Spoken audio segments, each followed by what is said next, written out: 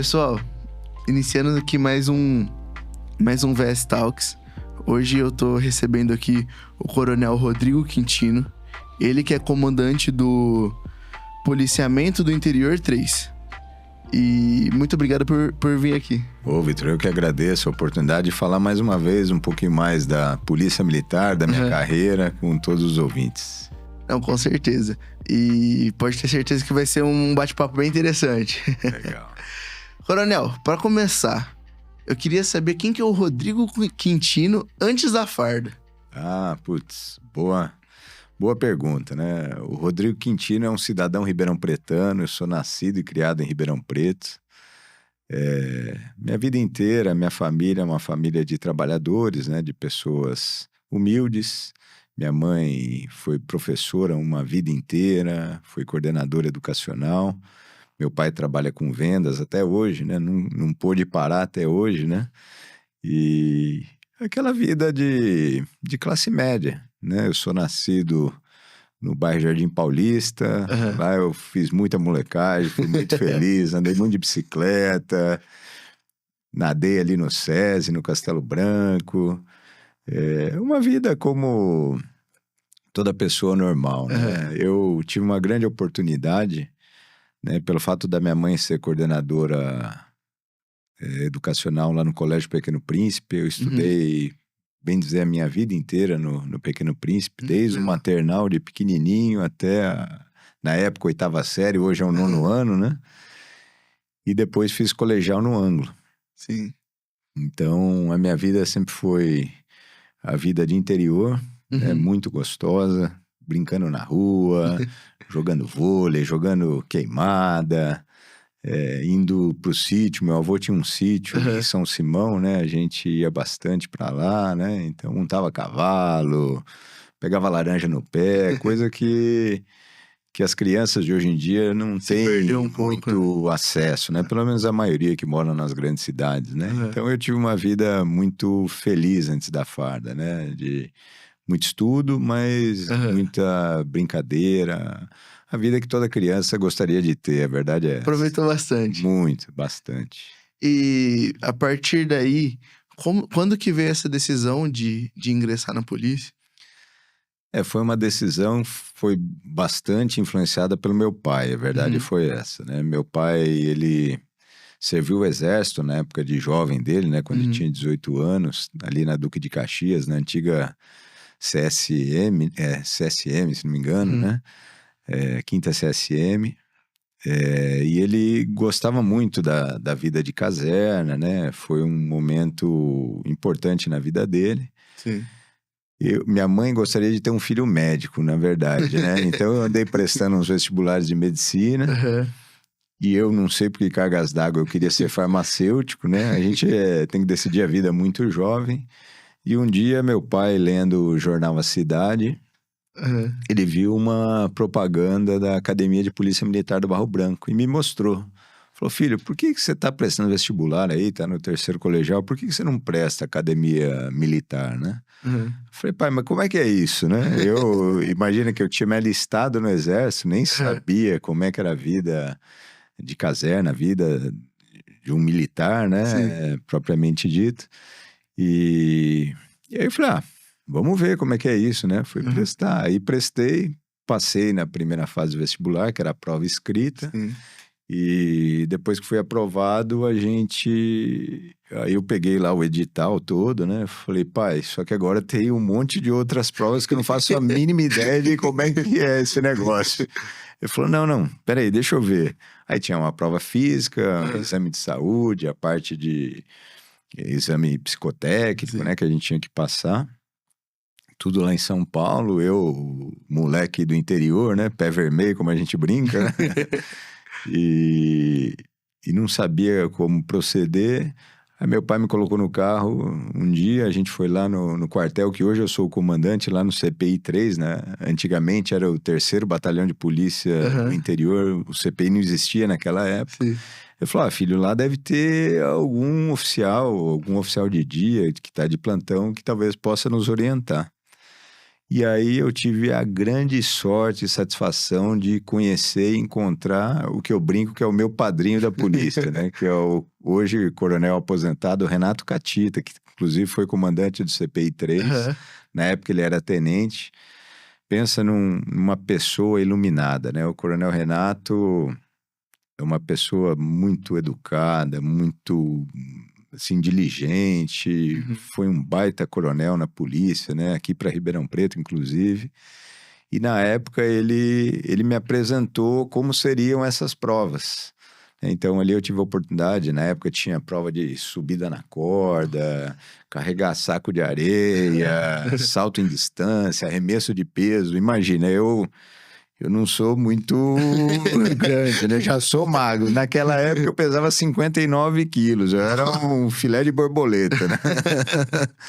Então, o então tenente Renato Catita me apresentou as provas, Aham. mas eu sempre fui uma pessoa que gostei de fazer esporte, Sim. andar de bicicleta, nadar, enfim, correr, né? Sempre fui muito ativo, então não tive muito problema.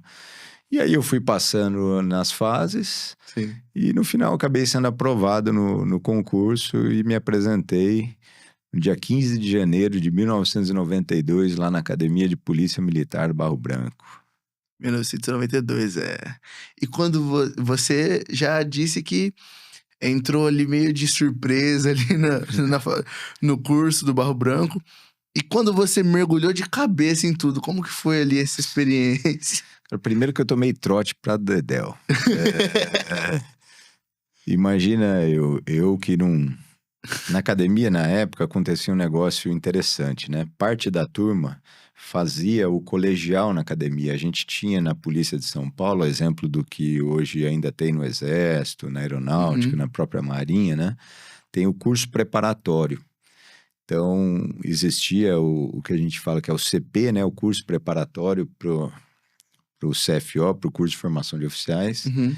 Então, os adolescentes que terminavam o primário, né, o que seria hoje o 9º ano, na época podiam prestar um vestibular e começavam a servir a polícia com 15, 16 anos de idade. Entendi. Então, faziam, bem dizer, o colegial dentro da polícia. Uhum. Então, a minha turma, metade das vagas vieram dos alunos do curso preparatório, então que já tinham um conhecimento, né, já estavam adaptados com a vida de caserna, já vestiam farda, enfim. Todo mundo se conhecia já. Todo mundo já se conhecia. E a outra metade vinha desse concurso vestibular que eu prestei, né, para entrar na academia já no curso de formação de oficiais. Uhum.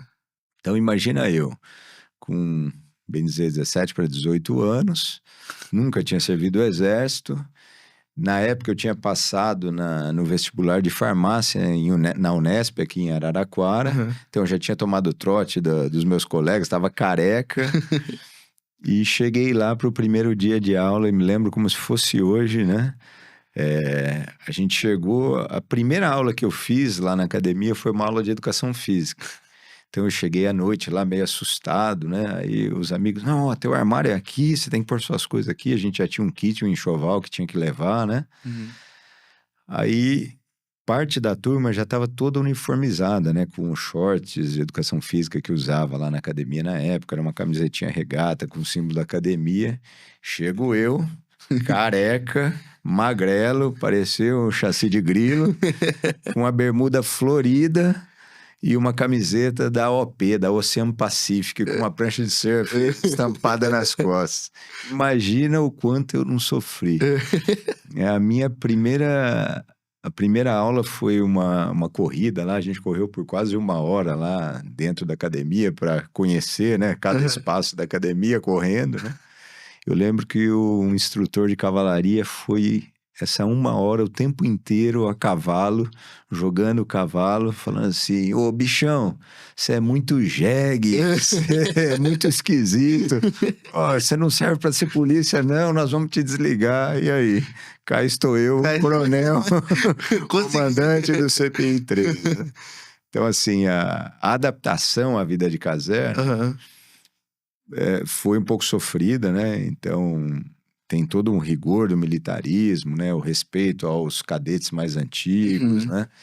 Então, assim, eu que não conhecia absolutamente nada, demorei um pouco para me adaptar, mas pelo próprio meu perfil, meu jeito de ser, acabou que eu me adaptei de certa forma rápido, sofri, ralei um pouco, tomei muito trote, mas nada que uns 3, 4 meses foram suficientes para que a gente adaptar certinho, né?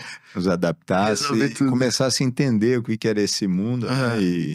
E prosseguir na carreira. Essa que foi a minha chegada na polícia foi dessa forma. Meio conturbada, mas valeu a pena. Mais legal. A vida sem emoção não faz o menor sentido. Não. É sem graça demais. Exato. E em qual momento, no Barro Branco ali, você já começou a almejar ali o coronel, conquistar esse cargo?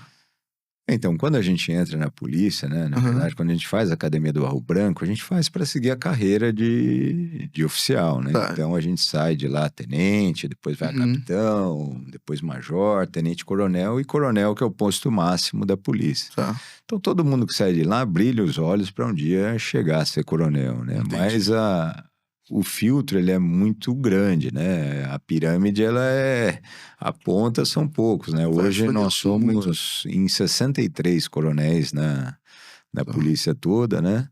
Para um efetivo de mais de 80 mil pessoas, né? Então, assim, é uma concorrência pesada. Mas quando você é jovem, você tem aquele sonho de chegar, né? De fazer.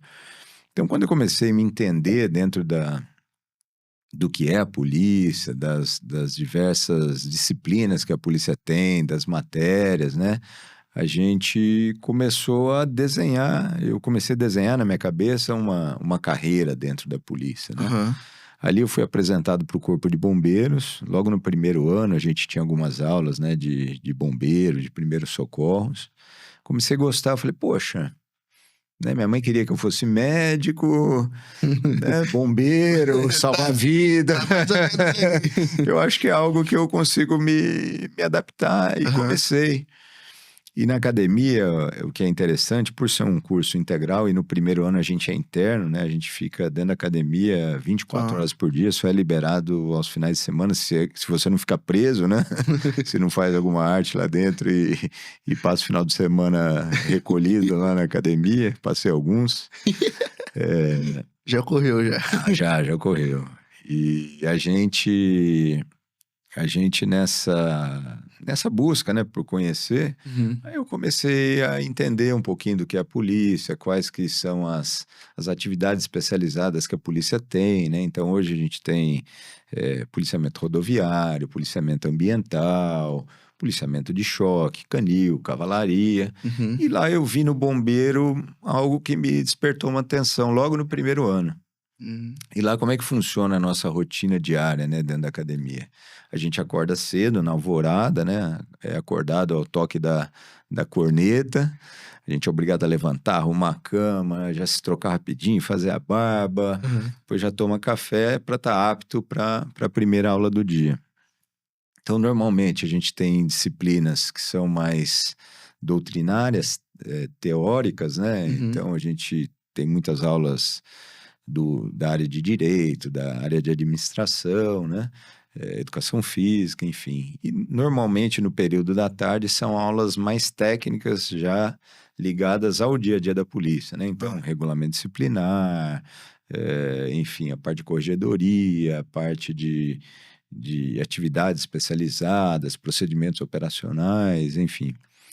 E no final dessas aulas, que normalmente terminam lá por umas 4, 5 horas da tarde, a gente tem as atividades de grêmio e das equipes esportivas da academia.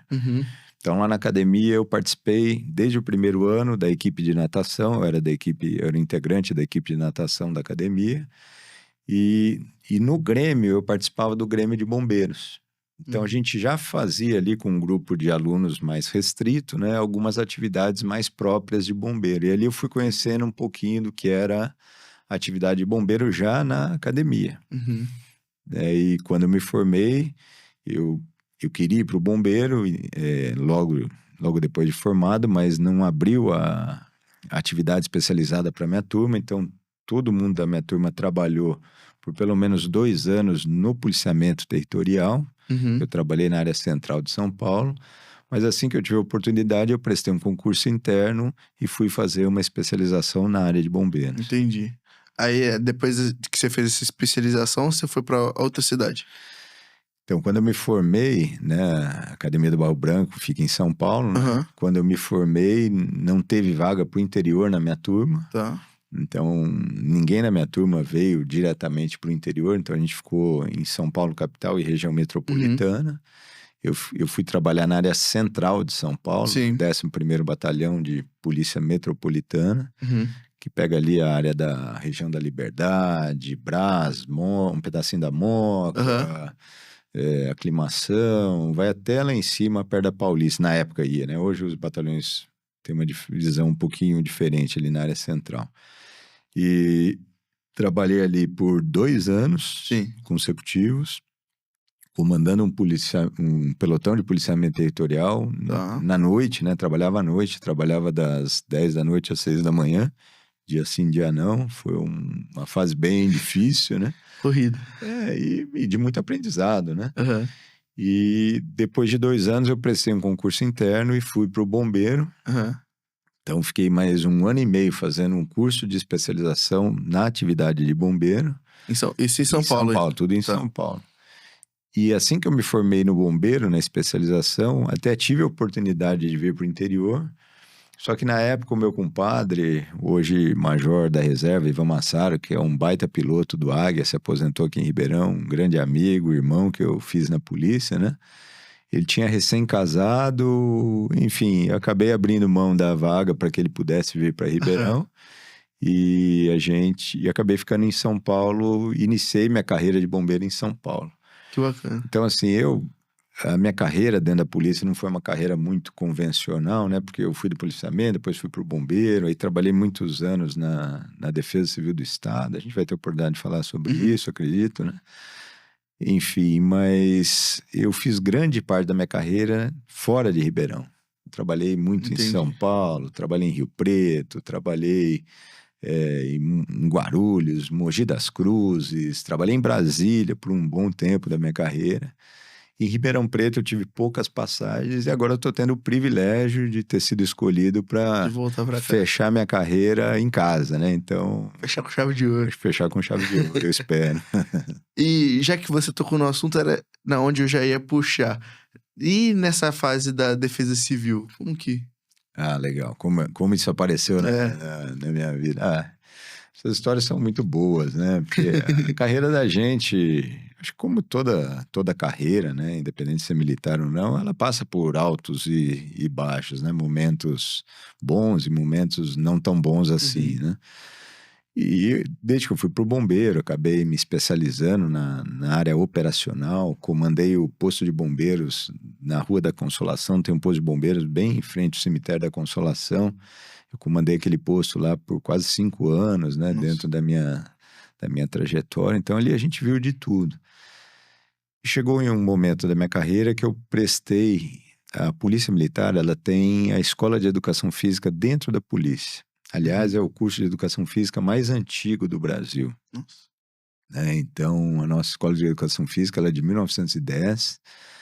Ela é um curso que nasceu de uma missão francesa que veio para o Brasil com o intuito da gente formar e especializar os nossos policiais na prática da atividade física, né?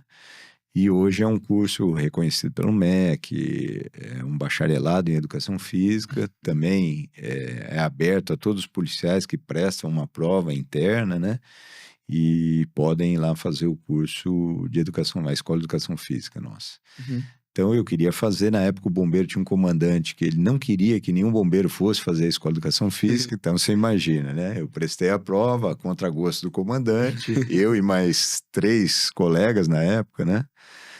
Grandes amigos, e fui fazer a Escola de Educação Física. Quando eu voltei, esse curso durou, bem dizer, quase 2 anos, Uhum. e quando eu voltei para o bombeiro, a minha vida virou um inferno, né? Pra resumir. Para resumir, né? E comecei a ser perseguido, enfim. E aí tinha um capitão na época que havia trabalhado comigo no bombeiro, Uhum. e trabalhava no Palácio dos Bandeirantes, na Defesa Civil do Estado. Ele falou, pô, Quintino, você é um cara que tem o perfil para vir para a Defesa Civil, você não quer? Eu falei, chefe, se eu tiver alguma oportunidade, né, eu vou sim. Aí recebi o convite, deu certo e fui trabalhar no Palácio, ainda como tenente, né? Aí fui conhecer um pouco desse mundo do que é a Defesa Civil, né? Defesa Civil é uma área de atuação da Polícia Militar, né, que ela está ligada à gestão de grandes desastres, né? Então tem uma correlação com a atividade de bombeiro, mas ela trabalha para ajudar a população, né? E o Sistema Nacional de Proteção e Defesa Civil, em que pese ele tem uma esfera federal. No estado de São Paulo, ele é gerido pela polícia lá no gabinete do governador do estado. Então, hoje, a estrutura estadual da Defesa Civil, ela está dentro do governo, né? Está dentro do gabinete do governador, e ela funciona lá no Palácio dos Bandeirantes. Então, eu tive a oportunidade, o convite de ir para lá, né? Eu tive na Defesa Civil, acho que pelo menos umas 3 passagens, né? Eu passei lá como tenente, depois voltei para o bombeiro.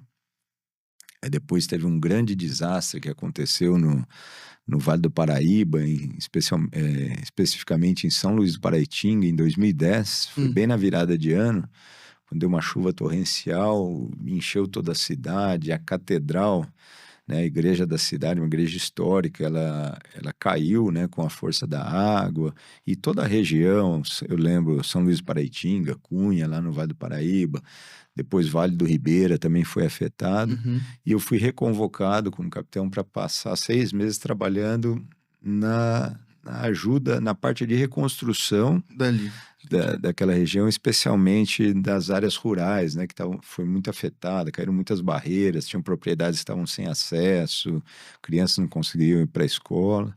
Então foi um baita aprendizado e acabei fazendo essa carreira entre, vamos dizer, bombeiro e defesa civil. E então você passou por momentos bem complicados aí, então. Bem complicados. E deu pra resolver, então, assim, depois desses 6 meses, aí você voltou pro bombeiro? Então, depois que eu voltei, depois de 6 meses, eu voltei Aliás, antes de eu voltar para a Defesa Civil, depois desses 6 meses, eu ainda como tenente, eu fui para uma missão humanitária no Maranhão, uma cidade chamada Bacabal. Isso foi em 2009, foi exatamente em 2009, né? Foi uma época de chuvas torrenciais lá. Eles tinham mais de 1.500 pessoas desabrigadas por conta das chuvas lá nessa cidade.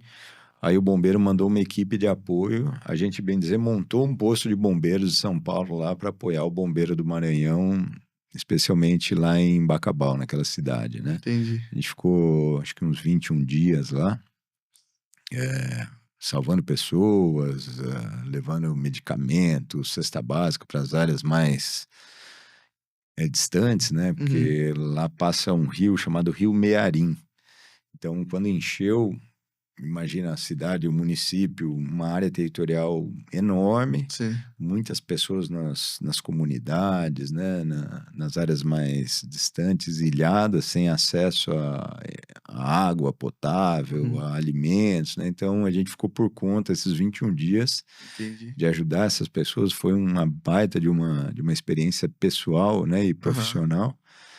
E, inclusive, eu tenho uma lembrança disso porque eu fui promovido a capitão nessa missão. Nossa. Então, no dia da minha promoção a capitão, eu estava lá no Maranhão, até recebi uma homenagem, né, do prefeito lá, da imprensa local.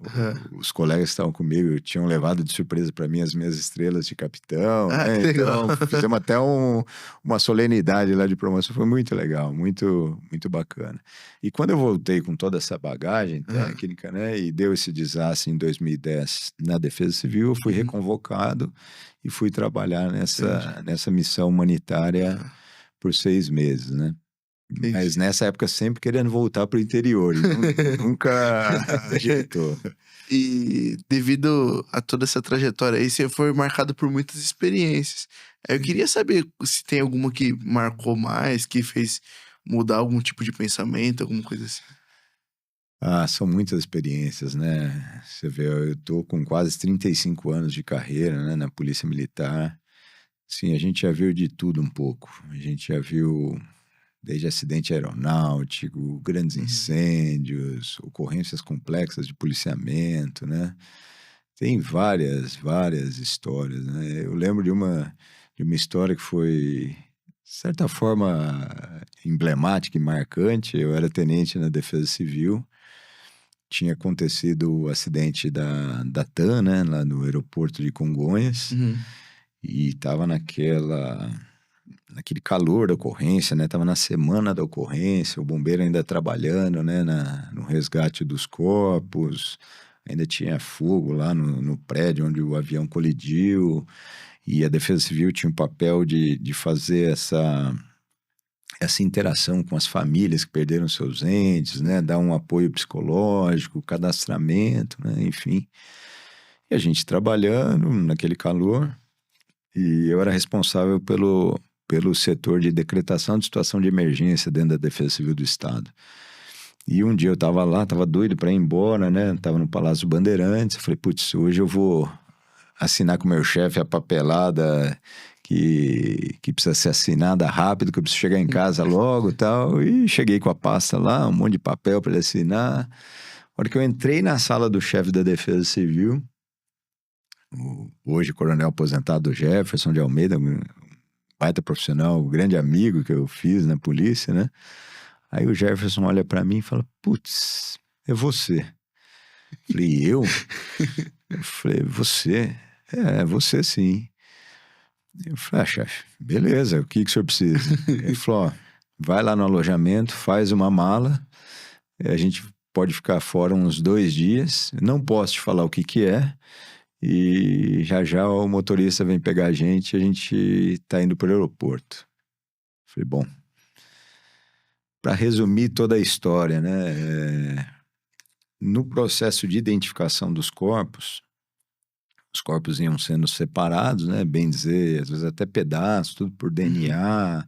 Aliás, a Polícia Científica, nesse acidente, fez um trabalho, assim, excepcional com os médicos legistas, né? Foi um acidente que marcou os principais acidentes aeronáuticos que o Brasil já teve, né? E foi um aprendizado violento. E eles iam colocando os corpos ou os pedaços de corpos que sobraram ali nas urnas funerárias e iam etiquetando. E na hora de entregar para a família, o rapaz estava entregando o corpo, ele fez uma confusão e entregou um corpo, né, uma urna de forma equivocada para uma família. E essa família era da região lá de Rio Preto, São José do Rio Preto. E a nossa missão foi qual?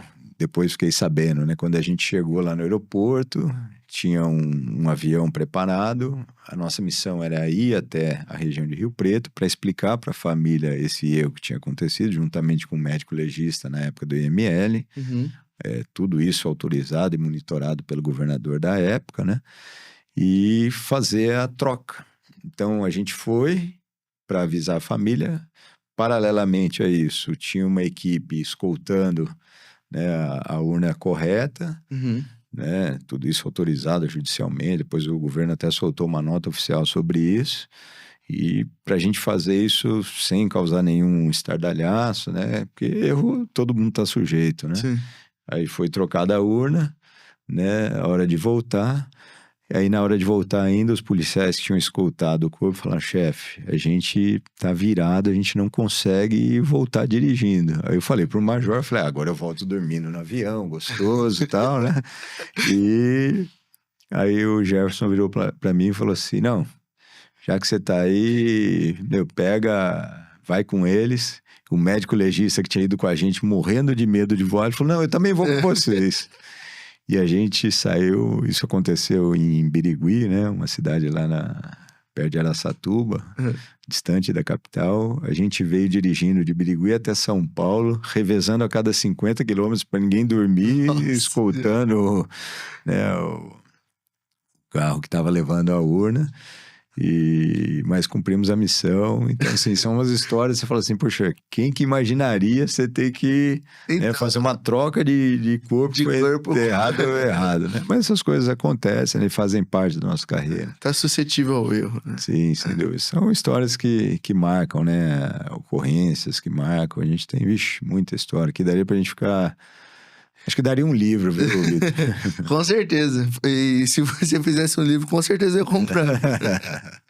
E agora a gente partindo um pouco para a parte de liderança. Sim. Vocês aprendem essa questão de liderança já na academia e depois você sai para fora? Como que é? Sim, a polícia, né, no processo de formação do oficial, ela já trabalha uma série de disciplinas que ensinam liderança, ensina gestão, né? Ensina não só a parte doutrinária e técnica, mas ensina, de fato, essa liderança, né? Então, a gente é submetido à prova em diversos momentos, né? Dentro do período formativo, inclusive com estágios, né? Com aulas simuladas, né? Então, passando por várias situações, e isso faz com que a gente vá desenvolvendo essa capacidade de liderança, até que é um pouco inerente ao perfil de quem é selecionado para entrar na polícia, para ser oficial da polícia. Então, dentro do próprio processo de seleção, as pessoas já são escolhidas, pessoas que já têm um pouco esse perfil de liderança, né? E isso é, vamos dizer assim, lapidado dentro do processo formativo. E vamos dizer, e reciclado ao longo da carreira, né?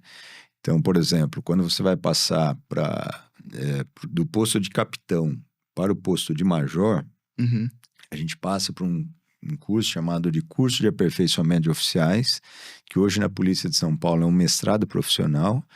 Então, ali dentro são trabalhadas disciplinas de liderança, né? São trabalhados conceitos mais modernos. E da mesma forma, quando você é tenente-coronel, major ou tenente-coronel, você pode prestar uma prova interna para fazer o curso superior de polícia, que é o doutorado profissional, que é o que habilita a gente a chegar ao último posto da polícia, e lá ainda mais é trabalhado esse conceito, mas com um olhar um pouco mais estratégico, né? Um olhar mais de gestão institucional, né? Vamos dizer assim. Então, a gente passa por vários processos como esse, né? E fora isso, nós temos dentro da polícia diversos cursos de especialização que trabalham essa questão da liderança, né? Entendi. Como, por exemplo, o curso de gerenciamento de crises, curso de patrulhamento de força tática, os cursos de especialização da polícia que são direcionados aos oficiais, normalmente, em algum momento, eles trabalham esse aspecto de controle emocional, liderança, enfim. E então vocês são realmente muito preparados justamente para fazer isso. Sim, sim. Entendi. E principalmente hoje, na sua posição hoje, como que é lidar com, muitas vezes, a pressão política do público, da própria tropa, assim, e tudo mais? Isso é algo que a gente tem que lidar no dia a dia, né? A atividade de polícia, ela é uma atividade necessária. A sociedade, ela depende dela, né? Para o controle da ordem pública, né? E o patrulhamento preventivo. Só que, por outro lado, é uma instituição que é muito cobrada pelas suas ações, né? Então, talvez esse seja o grande desafio hoje, né? Então, como eu tento lidar com isso, conduzir, né? Acho que a primeira coisa é um pouco do que a gente está fazendo aqui nesse podcast, né? É informar para a sociedade um pouco do que a polícia faz. Né? Muitas pessoas desconhecem o papel da polícia e acabam imputando à polícia uma responsabilidade que muitas vezes não é dela. Né? Então, isso é um primeiro ponto, né? Porque assim, quebraram a lâmpada da rua. Isso é responsabilidade da polícia. O gato caiu no rio e afogou. E a polícia não pegou. Tudo é a polícia, deságua na polícia. E, de certa forma, eu vejo isso até como algo positivo, porque isso mostra que a polícia de São Paulo, ela está no caminho certo. Então, se as pessoas falam da polícia e querem imputar uma responsabilidade, é porque tem confiança na instituição, né? Então, isso é algo que a polícia, né, construiu ao longo desse período. A Polícia de São Paulo é uma polícia que vai fazer 200 anos agora em 2031, né? Então, a gente está muito perto dos 200 anos de existência. Então, eu imagino que o que a Polícia Militar de São Paulo é hoje, ela é fruto do que os meus antecessores construíram, né? E as pessoas que passaram por aqui construíram. Isso gera uma confiança com a sociedade, isso é muito importante, né? Então, esse é um primeiro ponto que a gente costuma trabalhar, né? Dar clareza do que a polícia faz, do que ela de quais são as atividades que são de fato de responsabilidade da polícia, né? Sim. E tentar administrar isso dentro de uma sociedade moderna. Talvez esse seja o grande desafio, né? Hoje, diferente de quando eu entrei na polícia, eu lembro que quando eu era tenente lá no centro de São Paulo, a gente passava informação para a corregedoria da polícia, para informações de conhecimento geral, através de... A gente ainda tinha a função do telegrafista. O que era o telegrafista dentro do quartel? Era o cara que operava um telégrafo. Então tinha lá, eu lembro, um computador com uma fitinha, né, com os buraquinhos que ele ia digitando lá, e depois quem recebia aquilo lá traduzia aquela mensagem, era como se fosse um telegrama criptografado, né? Que depois evoluiu para o fax, e hoje a gente tem dispositivos pessoais, né? O celular, que você fala em qualquer lugar do mundo, você manda uma imagem muito rápido. Então, hoje, a velocidade da informação, ela é muito violenta, né? Sim. Então, a informação, ela transita muito rápida. Isso tem o lado bom, mas tem o lado ruim, né? Porque às vezes são geradas muitas informações que não são informações confiáveis, que às vezes com o intuito até de denigrir a imagem da polícia, né? Então, o que a gente tenta fazer sempre, na minha condição como um comandante regional, como um gestor de polícia, é passar sempre a informação real. Isso é um dos pilares do meu comando, né? A gente fortaleceu aqui em Ribeirão Preto a área de comunicação social, a relação com a imprensa, né? Por pior que seja, né, a não conformidade, às vezes, que um policial ele se deparou, né, uma atitude errada, eu prefiro que a gente fale a verdade e seja transparente com a imprensa e que a informação ela chegue para o cidadão de maneira correta do que as coisas serem veiculadas assim de uma forma distorcida ou com informação pela metade, entendeu? Então, acho que esse é um ponto que a gente sempre trabalha. Eu penso que a sociedade ela só vai confiar e gerar credibilidade nessa relação com a polícia a partir do momento que ela fala, poxa, eu tenho uma instituição que é séria, que se eu precisar ligar o telefone da emergência lá 190, alguém vai vir e vai responder ao meu chamado de emergência. Então esse é o papel da polícia. Entendi. Antes da gente mergulhar de cabeça no CPI-3, como eu perguntei de toda essa trajetória, eu queria saber como que foi esse convite para você voltar para sua cidade.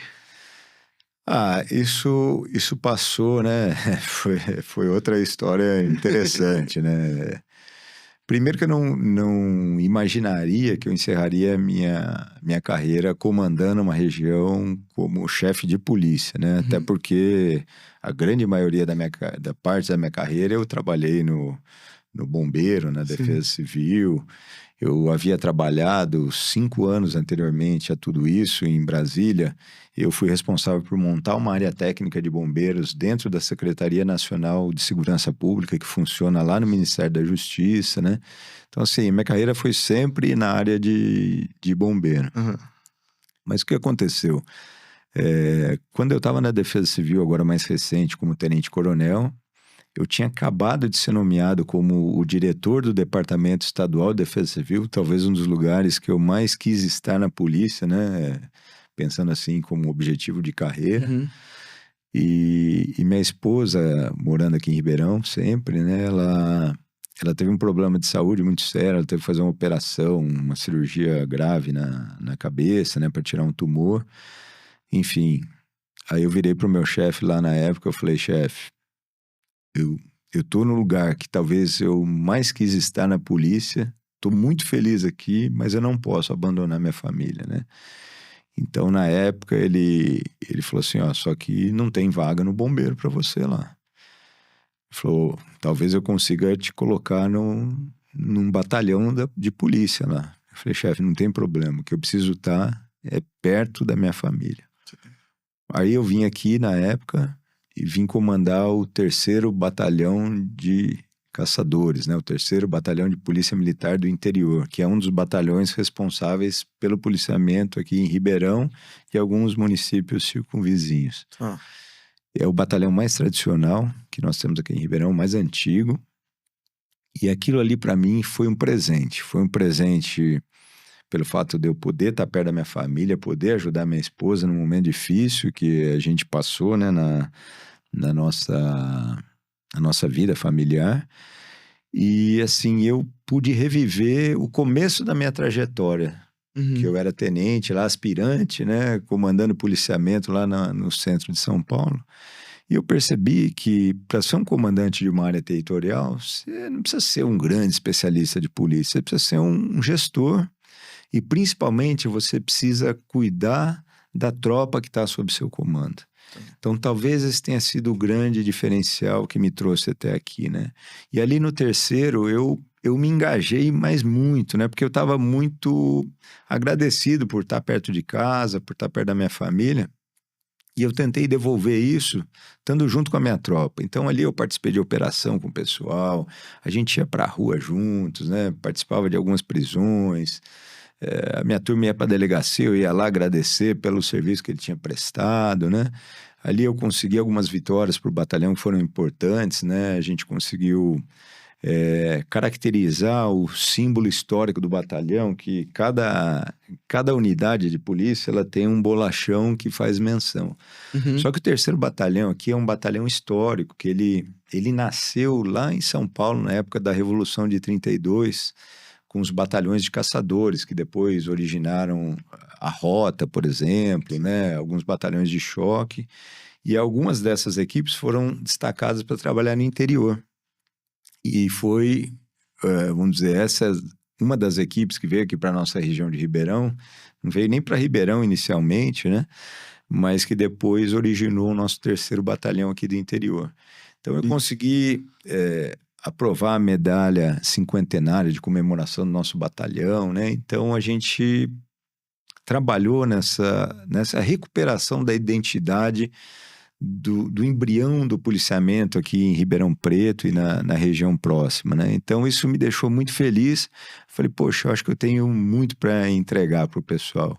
E como é que eu cheguei até aqui? Imagina que eu fiquei, bem dizer, um ano e pouco comandando o 3º Batalhão. Aí o meu grande amigo da polícia, que é o Coronel Engel, que hoje é o secretário executivo de Segurança Pública, um cara assim formidável, com uma estrela especial, né? Que por onde ele passou, ele fez a diferença. Ele me liga e fala assim, ó, tua esposa já tá bem? Falei, tá bem. Aí ele falou, então volta para São Paulo e vem ser meu chefe de gabinete aqui na Casa Militar. Aí eu voltei de novo pro gabinete do governo, né? E passei lá com ele, ajudando a gestão da Defesa Civil do Estado, de toda a Casa Militar do governador, que é responsável pela segurança de toda a estrutura do governo, né? Do governador, da família do governador, cuidar dos eventos dele, enfim. Eu passei lá com ele mais um ano e pouco, quando eu fui promovido a coronel. Aí, como coronel, eu tive algumas experiências. Eu fui comandar a região de Araçatuba, fiquei lá por pouco tempo, porque praticamente na sequência promoveram a Adriana, né, que é uma coronel que é da região, e ela ficou alocada lá. Eu fui para Mogi das Cruzes, né? Fiquei fora de casa de novo. E aí lá em Mogi eu fiquei um ano e pouco também. Foi uma outra baita experiência, fui muito bem acolhido lá na região, tanto em Araçatuba como em Mogi. Aqui em Mogi eu fiquei um pouco mais de tempo, né? E ali eu pude me aperfeiçoar. Eu falei, bom, agora chegou a hora de eu voltar para Ribeirão. Aí quando houve uma mudança na estrutura da polícia, que mexeram com vários coronéis, eu fui no comandante da polícia e na época eu pedi para voltar para Ribeirão. Aí tinha um grande amigo, colega de turma, o Coronel Coutinho, que foi inclusive comandante da polícia até pouco tempo atrás. O Coutinho foi até Mogi tomar um café comigo e ele falou: você não vai para Ribeirão. Eu falei: Coutinho, você tá brincando comigo? Ele falou: não, você não vai para Ribeirão. Você vai para Brasília. Eu falei: você tá brincando, cara. Aí minha vida fez assim, imagina, eu tive que mudar com toda a minha família para Brasília, né? Tudo que eu havia imaginado naquele tempo virou do avesso. E eu fiquei lá em Brasília. Eu já tinha passado 5 anos em Brasília. Agora, da última vez, já como coronel, eu fiquei 1 ano e meio chefiando o escritório de relações institucionais da Polícia Militar lá em Brasília, com o papel de fazer essa interface com o governo federal, fazer uma aproximação política do Congresso para trabalhar nas matérias de interesse das polícias do Brasil. Uma atividade de muita responsabilidade, que eu passei lá por esse período. E aí, quando surgiu a vaga aqui em Ribeirão, que a minha turma de academia assumiu o comando da polícia, aí eu consegui voltar e fui presenteado com o comando do CPI 3. CPI 3. Então, para mim, quando eu falo que minha carreira não foi uma carreira muito trivial, acho que agora vocês conseguem entender um pouco, né? Foi pro bombeiro, policiamento, Brasília, defesa civil, né? Então, isso... Foi uma enorme correria, né? Foi. E hoje eu estou aqui muito feliz por estar em casa, por poder, sei lá, tentar deixar um pouco dessa experiência, dessa minha trajetória para a nossa cidade, para a nossa região. Então, muito, muito agradecido. E como que é a gestão? Me corrija se eu estiver errado. São 93 cidades? 93 municípios. 93 municípios. Como que é a gestão de tantos municípios? Porque... se a gente for analisar bem, cada um tem sua cultura, tem seus problemas diferentes, um de cada um. Sim. Eu queria entender um pouquinho dessa parte. A gestão regional, né, é uma gestão um pouco mais estratégica, né? Então, obviamente que ninguém comanda, ninguém faz nada sozinho, né? Eu tenho um entendimento que comandar é trabalhar junto, né? Trabalhar entendendo a realidade de cada um desses municípios, a realidade da minha tropa em cada localidade dessas que eu comando, né? Então, esse é um dos pilares do meu comando, né? Eu, quando assumi aqui, eu externei isso para os meus oficiais, para a minha tropa. Então, eu não jogo sozinho, como diz o outro, né? Eu jogo com um timaço. Aqui eu tenho um timaço que é um time de 8 batalhões. Eu tenho 7 batalhões territoriais, mais o BAEP, que é um batalhão especializado, né? Para crimes mais violentos, né? Para controle do crime organizado. Então, em cada região dessa, em Franca, em Barretos, em Sertãozinho, Araraquara, São Carlos, aqui mesmo em Ribeirão, a gente tem um batalhão territorial que é responsável por um grupo de cidades. Né? Então, a minha interface é sempre feita através dos batalhões. Eu não deixo de rodar. Então, eu tento visitar ao máximo cada localidade dessa. Obviamente que eu não consegui ainda visitar os 93 municípios, mas principalmente para conversar com a minha tropa. Sim.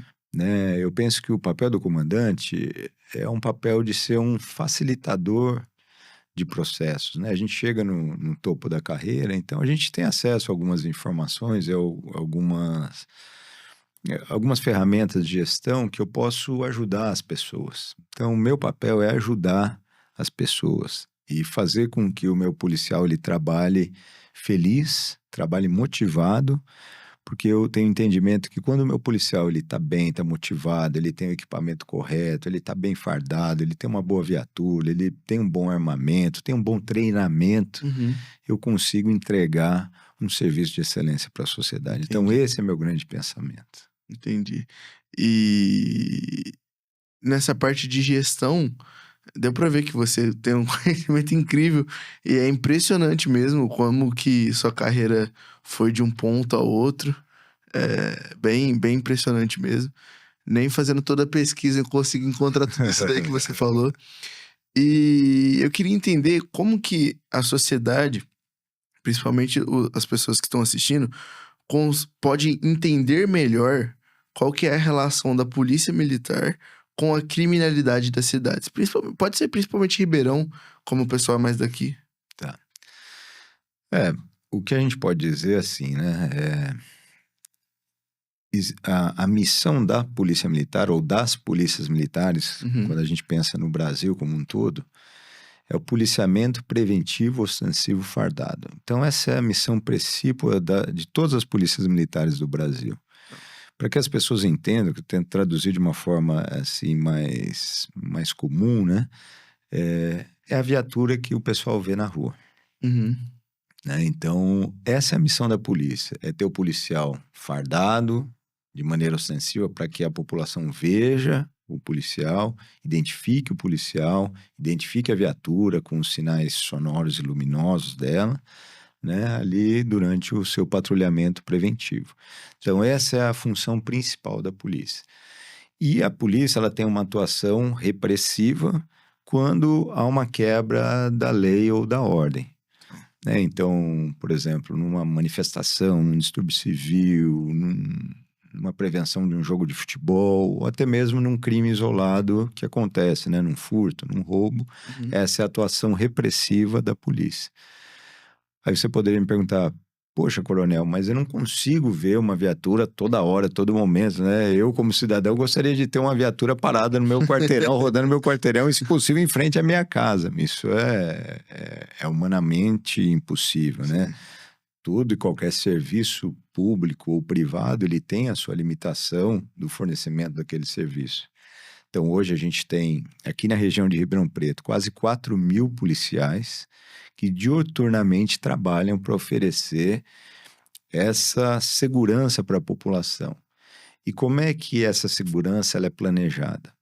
Não é algo que é feito de maneira aleatória, né? Ela é feita de maneira planejada e para que ela seja aplicada de forma mais assertiva para prevenir de fato o crime. Então, como é que funciona? Só para que as pessoas entendam, né?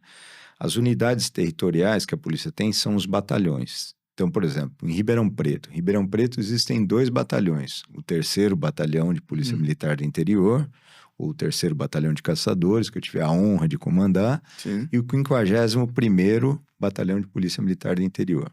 Esses 2 batalhões, eles são responsáveis metade da cidade cada um e mais algumas cidades aqui da região próxima. Né? Como é que ele faz? Na estrutura do batalhão, existem as companhias de polícia, que são comandos de capitães. A companhia é a unidade territorial menor que trabalha o planejamento operacional no dia a dia. Então, imaginem lá que uma área de uma companhia cobre alguns bairros, o capitão ele dispõe de algumas viaturas para fazer o planejamento e semanalmente a equipe da administração da companhia faz um estudo de aplicação do policiamento de acordo com a incidência de crimes naquele local. Então não é algo que é aleatório. Então eles vão estudando, esse estudo é um estudo histórico, né? Não é um estudo pontual. Então a gente estuda a criminalidade na região daquela companhia ano após ano, mês após mês, e de acordo com a incidência criminal, a aplicação do policiamento é reforçada em determinadas áreas ou regiões daquela unidade de policiamento territorial que é a companhia. Tá? Então, por que isso é importante? Porque o crime, ele se movimenta. Né? Então, não adianta eu deixar muitas pessoas... Eu recebo, às vezes, né, alguns pedidos, algumas críticas. Poxa, coronel, eu queria montar uma base de polícia aqui na nossa área comercial, aqui no meu bairro. Por que hoje em dia essa não é a melhor estratégia? No passado já foi uma estratégia da polícia. Mas hoje, estudando, né, de forma recorrente o crime, a gente entende que o policiamento ele precisa ter mobilidade. Então, como o crime se movimenta, o policiamento ele também tem que se movimentar para proteger o cidadão. Então, é isso. Então, hoje a gente tem por companhia uma média aí de 4, 5 viaturas no patrulhamento ordinário que fazem essa atenção preventiva e atendem paralelamente aos chamados que entram, aos chamados de emergência que entram pelo telefone 190. Então, por exemplo, tem uma briga de marido e mulher, a pessoa chegou de viagem na casa dela, a casa tinha sido arrombada, eles ligam 190 E uma viatura vai lá e faz esse atendimento. Um acidente de trânsito com vítima, por exemplo. Tem uma série de ocorrências que fazem parte do rol da polícia. E fora isso, a gente tem os programas especializados de policiamento, que são programas que complementam essa atividade do policiamento ordinário, do policiamento preventivo territorial. Por exemplo, são as modalidades de força tática, são as modalidades de policiamento com motos, por exemplo, o trânsito, ronda escolar. Agora está sendo lançado um baita de um programa pelo governador Tarcísio, pelo secretário Nico e coronel Engel, que é um programa São Paulo para Todas, onde a gente, dentro da Polícia Militar, vai lançar, já lançou em verdade, está chegando para o interior, um programa focado na prevenção da violência contra a mulher, violência doméstica e feminicídio especialmente, né? Nós vamos ter nessa equipe, né, inclusive com uma viatura caracterizada com uma faixa lilás para que ela de fato seja diferenciada, para que a gente possa atender as mulheres vítimas de violência de uma forma diferenciada. Então, todos esses programas de policiamento, eles se complementam ao policiamento ordinário. Sim. E fazem, vamos dizer assim, um ecossistema de atendimento à população. Esse tem sido a tônica da Polícia Militar. Entendi. E no quesito prevenção, você falou algumas coisas que até a própria viatura monitorando por ali se trata de uma prevenção. Você acha que a prevenção também tem que estar ligada à educação também? Sim, sem dúvida.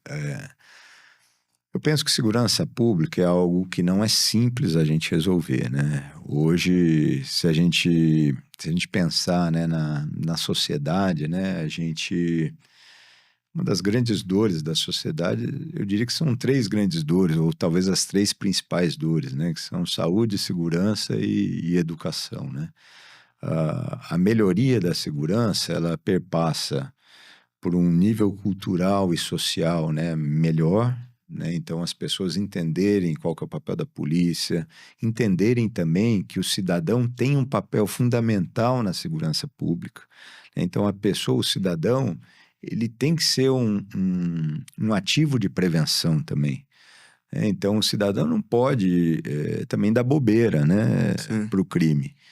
Ele tem que andar, por exemplo, a mulher tem que andar com a bolsa na frente, protegendo seu celular, não frequentar locais inapropriados, fora de horários, onde o crime acontece com maior frequência, né? Trancar sua casa quando sai, colocar sistemas de proteção, sistema de câmera, sistema de alarme, não deixar um carro na porta de casa com a chave no contato. Então, tudo isso geram oportunidades, que a maioria dos crimes que a gente se depara são crimes de oportunidade, né? O ladrão, ele pensa no crime como um negócio, a verdade é essa, né? Ele quer lucrar. Ele quer lucrar, ele quer colher o dividendo da maneira mais fácil e mais simples possível, né? Então, isso que a gente tem que entender. Então, quando a gente fala em segurança pública, são muitas variáveis. E a educação, sem dúvida, é uma delas, né? Inclusive, a Polícia Militar tem programas educacionais para crianças em idade escolar, né? Primário, colegial, que falam um pouco disso, né? A gente tem o ProERD, que é um programa super consagrado aqui na polícia, até mundialmente, né? É um programa de prevenção a drogas, né? Mas falar de segurança pública é falar um pouco de zeladoria urbana, né? Então, a pessoa, né, o cidadão, tem que manter a fachada da casa dele iluminada, as árvores aparadas. É um conjunto de coisas. Entendeu? A iluminação pública tem que estar funcionando. Tem uma teoria que estuda o crime, que fala que quanto mais degradada é uma área, mais suscetível aquela área está ao crime. Né? Então, assim, se cada um fizer a sua parte, né, dentro do que lhe cabe, eu tenho certeza que a gente vai ter uma sociedade melhor, cada dia mais. Com certeza. Coronel, eu sinto lhe dizer que a gente está caminhando para o fim já. Mas já? Puxa vida, passou muito rápido. Tão agradável, já aproveitando que está sobre as câmeras aqui, eu convido você para participar mais vezes. Com certeza. E eu tenho uma última pergunta para você. Pois não. No geral, tanto para sua cadeia de comando, para sua família e para você mesmo. Que legado você gostaria de deixar? Eu penso que sempre uma sociedade melhor, né? Uma sociedade mais segura, Uhum, né? Um mundo melhor, né? A gente teve a oportunidade, na minha carreira, eu tive uma grande oportunidade que foi ficar 45 dias no Japão fazendo um curso de gestão de desastres. nossa. Essa foi exatamente agora, antes da pandemia, não faz tanto tempo assim, né? Uhum, Eh, e lá eu vi, não, fazendo uma comparação, né? Não que o Japão não tenha os seus problemas, né? Mas uma das coisas que mais me chamou a atenção no Japão foi o nível cultural e a organização da sociedade japonesa e principalmente o senso de comunidade. Como eu visitei muitas áreas afetadas por desastres lá no Japão, né? Eu via que as soluções para os problemas da sociedade ou da comunidade, elas não viam do governo empurradas goela abaixo. Elas eram discutidas com a comunidade, né? Então, assim, eu penso que a gente aqui no Brasil tem que trabalhar muito essa questão educacional, né, da nossa sociedade. A gente tem que entender que cada cidadão, especialmente quando a gente trata de segurança pública, tem sim o seu papel, né? Não adianta a gente esperar que todas as soluções venham de forma mágica do governo. Isso aí não vai acontecer. Então a gente precisa ter uma sociedade, ter um Brasil, né?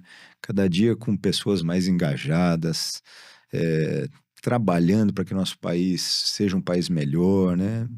Buscando o bem comum, né? uhum. Respeitando o espaço das outras pessoas. Assim, esse é o legado que eu gostaria de deixar para as pessoas. Isso é um pouco do que a Polícia Militar ela faz para as pessoas, né? Tentando deixar uma sociedade melhor.